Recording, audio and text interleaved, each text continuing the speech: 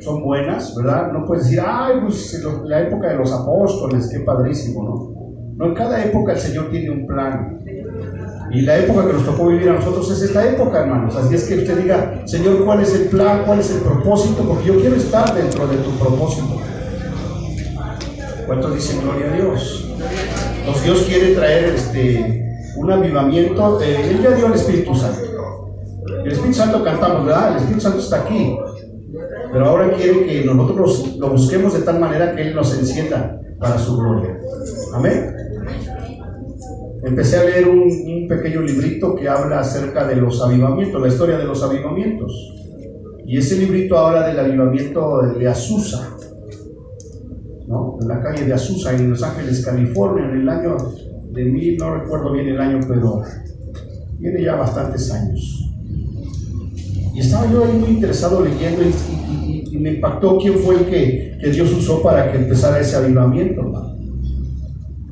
Y tú podías pensar, no, pues un americano o un inglés.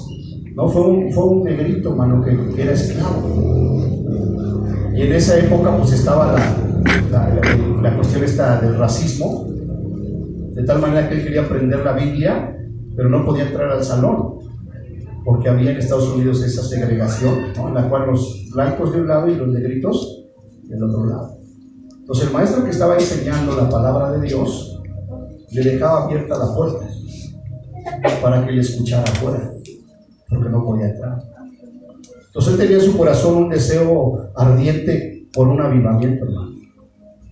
Y entonces buscaba y escuchaba por aquí y escuchaba por allá, y él le decía, Señor, yo quiero que tú pongas un fuego en mi corazón por tu presencia, por el Espíritu Santo. Y dice que a tal grado fue su entrega al Señor, hermano, que ya ni dormía ni comía, por estar orando y por estar buscando y por estar anhelando la presencia de Dios. Fíjate, un esclavo. Sus padres eran esclavos. Y fue tanta su búsqueda de Dios que Dios propició ese avivamiento de Azusa.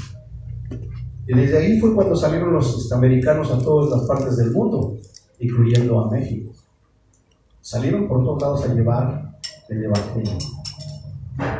Pero siempre hay, en las diferentes épocas, hay hombres y mujeres que anhelan y que buscan la presencia del Espíritu Santo.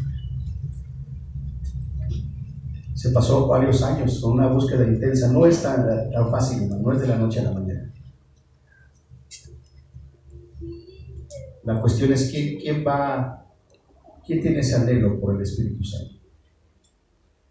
Porque es el Espíritu Santo el que te va a santificar, el que te va a fortalecer, el que te va a saturar, el que te va a sanar y el que va a provocar que se encienda un fuego. ¿Cuántos dicen amén?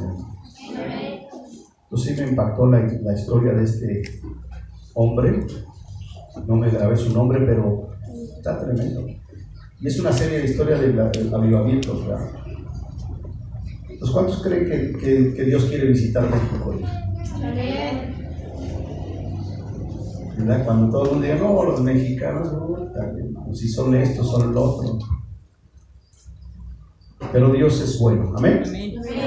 Entonces vamos a entrar a la predicación. Les dejé de tarea a los del instituto que investigaran quién es Reinhard Bonnke, un alemán, ¿verdad?, que fue enviado por Dios a África, y precisamente para provocar un avivamiento en África. Y entonces él se fue, ¿verdad?, dejó su país, dejó todo, se fue allá, y cuando llegó, dice, nada más llegaron 5 a la reunión, 5 negritos. Y de los 5 ninguno se convirtió. Entonces él le reclamaba al Señor, ¿para qué me trajiste acá si tú me dijiste que me ibas a respaldar? Y perseveró. Yo y las reuniones allá en Nigeria son de 3 millones, 5 millones de gente. Y en cada reunión se convierte 1 millón, 1,5 millones de personas. Cuando alguien quiere buscar. Y eso es lo que necesitamos, hermanos. ¿Cuántos quieren que Dios visite esta casa? Amén. ¿Habrá uno? Sí, amén. ¿Habrá uno? Sí, amén. No diga, mira, somos varios, pastores. Sí, amén. De tal manera que va a ser un fuego. Amén. Un aplauso al Señor y anhelo el fuego del Espíritu Santo. No hay otra forma. Bueno, pues vienen tiempos, ya dijimos que queremos ya el año 2020. Para mí se me hace un año muy especial el 2020. No sé por qué yo siento que va a ser especial.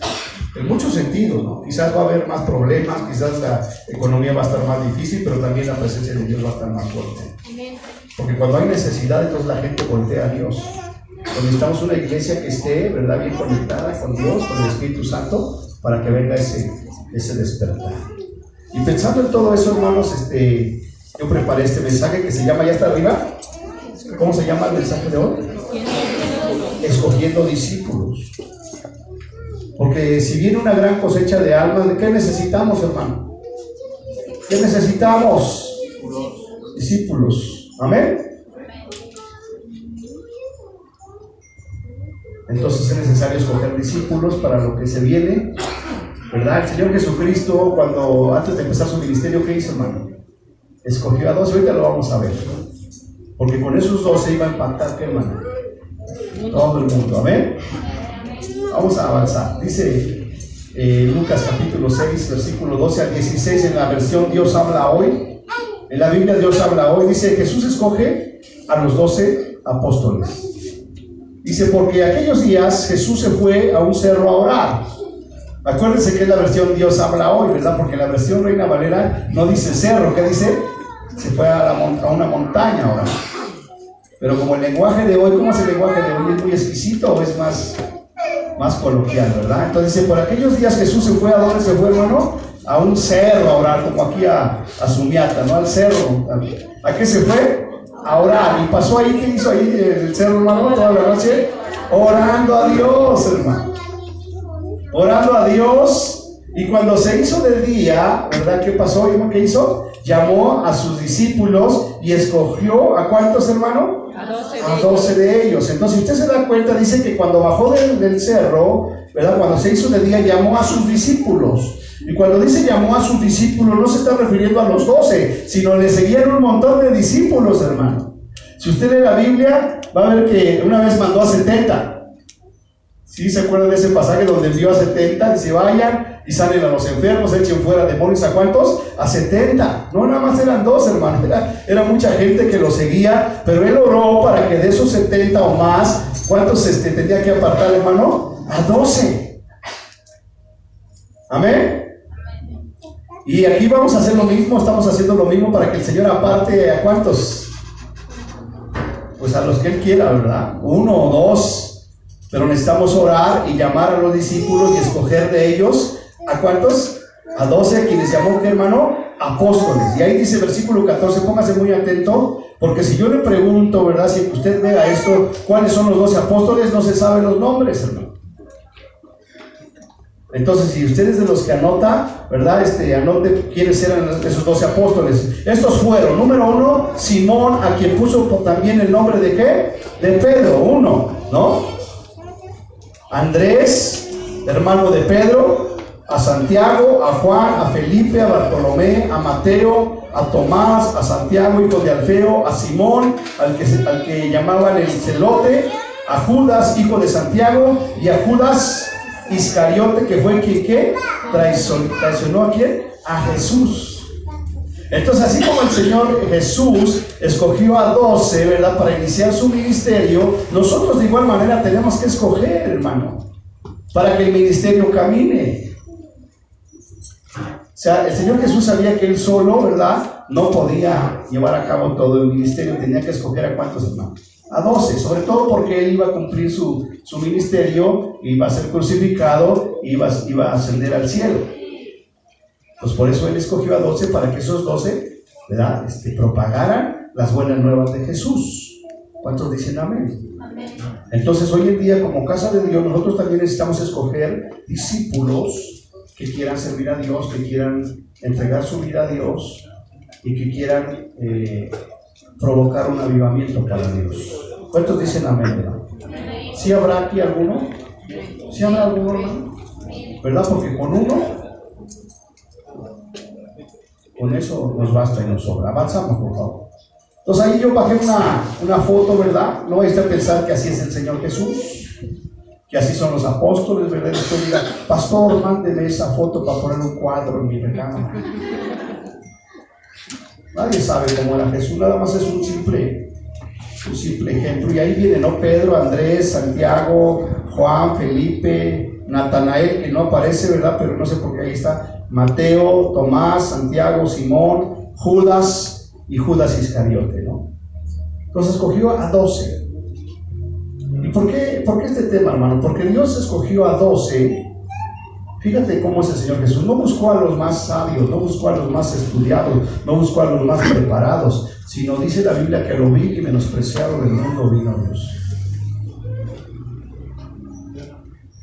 Pues eso quiere decir que para hacer el Evangelio, para hacer la labor que Dios nos ha encomendado, hermano, no necesitamos a los intelectuales, sino necesitamos a gente, ¿verdad? Ahorita lo vamos a ver cuáles son sus características de esa gente, pero que estén dispuestos a seguir a Dios. ¿Cuántos dicen amén? ¿Verdad? Porque quizás en algún momento dado alguno de nosotros que está aquí ha pensado, no, pues es que yo no tengo ni preparación, no tengo ni educación, vengo de una extracción muy humilde, y quizás dices, no, pues yo no puedo ser predicador, yo no puedo ser pastor. Pero te vas a dar cuenta que capacita es el Señor Jesucristo, es el Espíritu Santo. ¿Cuántos dicen amén? Avanzamos. Dice, escoger discípulos no es una tarea sencilla, hermanos. Es de gran importancia, ya que el ministerio así lo requiere. El Señor Jesús, de muchos discípulos que tenía, solamente escogió a ¿cuántos hermanos? A 12. Y de esos 12, ¿qué creen? Uno que lo traicionó. Fíjense, aunque pasó orando para escoger a los 12, uno lo traicionó. Lo cual nos indica que para escoger esos discípulos tenemos que orar intensamente y pedirle a Dios que sean las personas adecuadas, que sean las personas correctas. Porque si al Señor lo traicionaron, a nosotros nos traicionarán. ¿Sí o no? Sí. Dice, buscar y encontrar hombres y mujeres que anhelan seguir a Jesucristo no es fácil. ¿Sí será fácil? Y ahorita vamos a ver por qué, hermano. No es fácil, esto requiere de mucha, ¿qué, hermano? Oración. Entonces vamos a estar orando para que Dios levante, hermano, discípulos. Amén. Hasta ahora hemos hecho un intento de discipularnos, ¿verdad? Porque venimos a los discipulados del domingo, porque estamos estudiando el instituto, pero el ser un discípulo de Jesucristo va mucho más allá. Y ahorita lo vamos a ver. Avanzamos.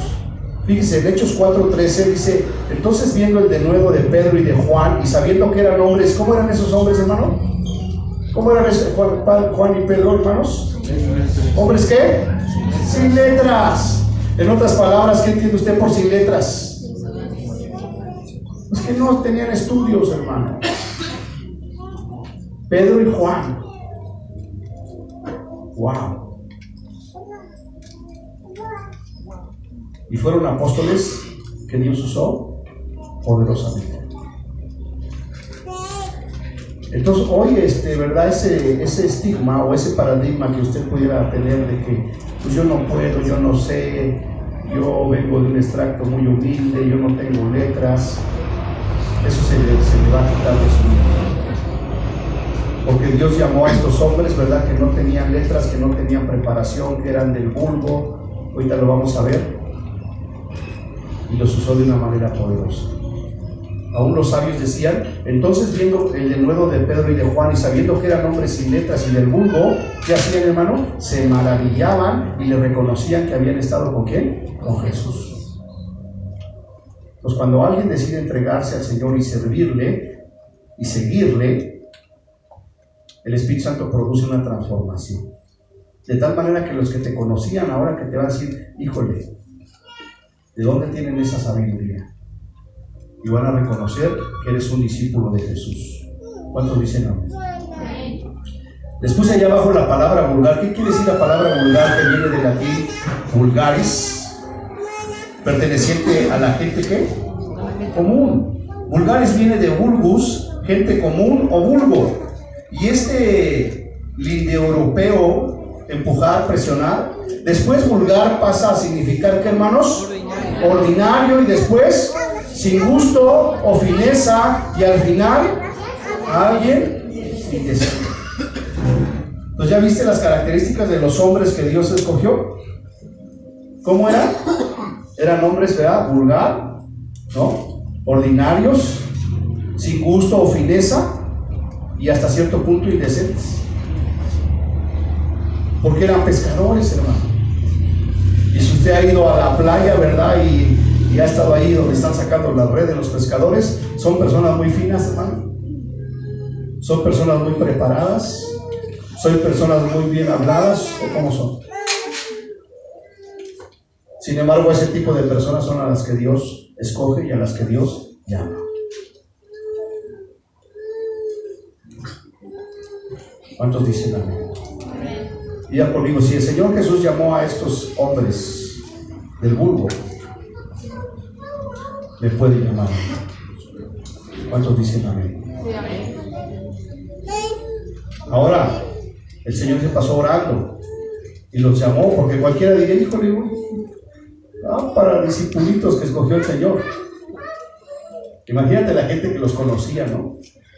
Allí en Galilea, que los conocía Pedro, y decía, mira qué discípulos, mira quién se reclutó este Mesías, mira quién se reclutó, a lo mejor de Jerusalén.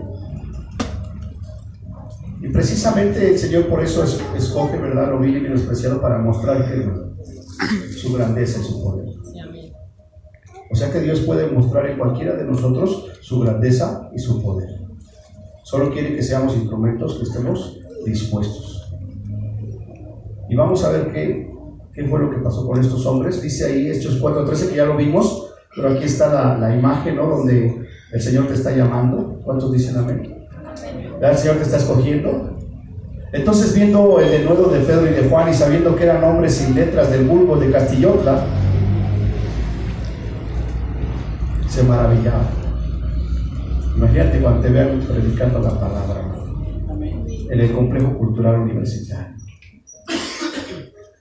Fulanito de tal de Castillotla, de Avenida San Marcos, y se maravillaba. Y le reconocían que habían estado con quién, hermano, con Jesús. Wow. Entonces, ¿qué es lo que provoca que la gente sea transformada? El pasar tiempo con Jesús. ¿Cuánto tiempo pasas con Jesús? ¿Verdad que sí? Marcos 1:16-18 dice, andando junto al mar de Galilea, vio a Simón y a Andrés su hermano, amén, que echaban la red en el mar, porque eran, ¿qué, hermano? Pescadores. O sea, cuando escogió a Andrés y a Simón Pedro, ¿qué estaban haciendo, hermano? Estaban echando la red, porque eran, ¿qué, hermano? Pescadores. Y les dijo Jesús, venid en pos de mí y haré que seáis pescadores de hombres. Y dejando luego sus redes, le siguieron. Entonces, aquí dos cosas que podemos ver de los discípulos que el Señor llama. Número uno, que Dios llama a personas que están ocupadas, hermano. Si te das cuenta, no llamó al mendigo, ¿verdad?, al que pedía limosna, no llamó al pordiosero, sino llamó a algunos que estaban, ¿qué estaban haciendo? Estaban trabajando. Sí eran del vulgo, sí eran corrientes, eran lo vil y menospreciado, pero estaban trabajando. Entonces, si tú quieres ser un candidato a que Dios te llame a ser un discípulo, número uno, tienes que estar, ¿qué? Trabajando. Pero no solamente estaban trabajando, sino que lo que llama más la atención es que dice ahí al final, dice, y dejando al instante sus redes, le siguieron.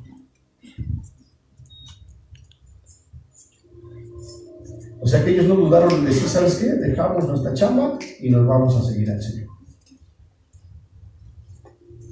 ¿Cuántos todavía quieren seguir siendo discípulos del Señor? Porque es algo tremendo. Pero todas las características de los 12 apóstoles es que dejaron todo.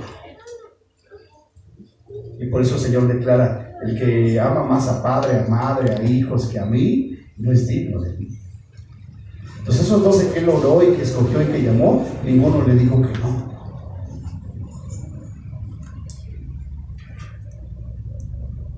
Fíjate, dejaron ahí su lancha, su barco y todo y le siguieron. ¿Cuántos están dispuestos, hermano? Y a lo mejor no estás dispuesto, ¿verdad? Pero si el Señor ya te llamó, pues va a llegar el momento en que tú tengas que tomar una decisión. Si tú tienes un llamado, va a llegar un momento en que tengas que tomar tu decisión. Porque también está el caso del hombre rico, el joven rico, que es todo lo contrario a estos cuatro, ¿no? Porque un hombre rico, ¿cómo era? Pues instruido, preparado, elegante, ¿no? Que se congregaba, que leía la Biblia, que quería seguir a Jesús. Y cuando el Señor Jesús le dijo, está bien, vende todo lo que tienes y dáselo a los pobres y sígueme. Pues a diferencia de aquellos humildes pescadores, este cuate no quiso dejarlo. Pero si él hubiera dejado lo que tenía, seguramente él hubiera estado en esa lista de los 12 apóstoles. Ahora ese rico con toda su lana, no creo que pueda llegar a ocupar el lugar que tienen los 12 apóstoles. Los 11, ¿verdad? Bueno, Pablo ocupó el lugar de Judas. Entonces él cambió todo su dinero por un lugar en el cielo. Ya alguna vez compartimos, ¿verdad?, acerca de que Dios está sentado en el trono y a uno y a otro lado hay 12 ancianos, 24 ancianos, 12 de un lado y 12 del otro. Y un grupo de 12, ¿quiénes creen que son? Nosotros. Pues valió la pena. ¿Valió la pena dejar sus barcos y dejar sus redes por seguir a Jesús, hermano? No los escucho. No tiene comparación. Sin embargo, ellos dijeron, ¿sabes qué? Vámonos. Amén. Avanzamos. Luego dice Mateo 4:22 que llamó a otros, ¿verdad? Dice, y ellos dejando al instante la barca y a su padre, le siguieron. Wow. Ya no nada más dejaron el negocio, sino que también dejaron a su papá.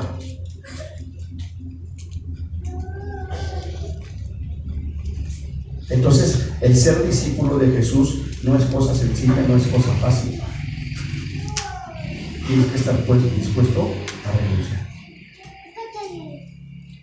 Y entre más pronto renuncies a todo, entonces más pronto vas a ver la bendición de Dios sobre tu vida. Hay quienes ya están sirviendo al Señor, pero todavía no terminan de entregarse por completo. ¿Sí lo explico? Sí, ya me llamó el Señor, ya le estoy sirviendo, pero todavía no me entrego por completo. Porque todavía sigo viendo a mi papá, todavía sigo viendo a mi mamá, todavía sigo viendo mis asuntos, pero no me estoy entregando por completo al Señor. Ahora, si usted lee los evangelios, usted se va a dar cuenta de quién los sustentó a ellos después de que dejaron todo. ¿Quién los sustentó, hermano? El Señor Jesús. Y no leemos por ninguna parte de la Biblia que un día no comieron o que no tienen que vestir, porque el Señor les sustentaba. Amén. Y ellos, dejando al instante la barca y a su padre, le siguieron. Le siguieron.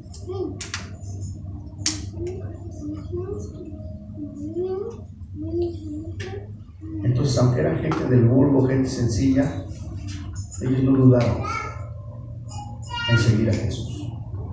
Ellos no dudaron en dejar las redes, los barcos, en dejar al Padre por seguir a Jesús. ¿Y qué significa dejar a tu Padre? Pues el dejar el arraigo de tu Padre, el dejar pues la herencia de tu Padre. Porque cuando muchos de ustedes o algunos de ustedes se decían a seguir a Jesucristo, su mismo papá le va a citar desheredado. ¿Sabes qué? Vete de aquí. ¿Qué vas a hacer? Vas a renunciar a